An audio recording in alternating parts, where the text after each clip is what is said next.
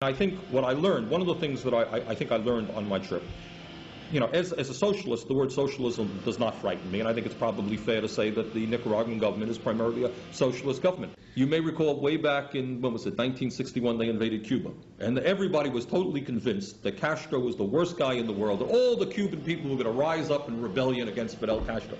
They had forgot that he educated their kids, gave them health care, totally transformed the society. But just because Ronald Reagan dislikes these people does not mean to say that the people in their own nations feel the same way.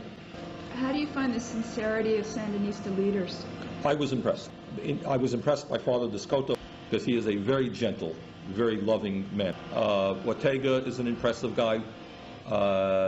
Ernesto Cardenal is a funny-looking guy. He's gray hair. And he really does remind you of a hippie. Did you have suggestions for them how they could organize their PR a little bit more effectively?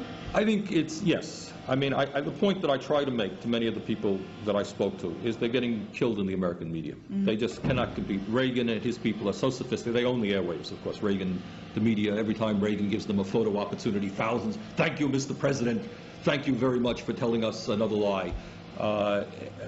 You know, the media, of course, is not allowed to ask sharp questions of the president. That's not allowed. And, you know, my point to Ortega is they are not getting their message of what they are trying to do out to the American people, and there's just no question about that. And they just don't have that kind of sophistication to understand how to manipulate the media. As you know, the White House has dozens of people who are trained. They are trained and well-paid people who are professional manipulators of the media. They have their contacts in CBS and NBC and ABC. That's what they're paid to do, and they do it very, very well.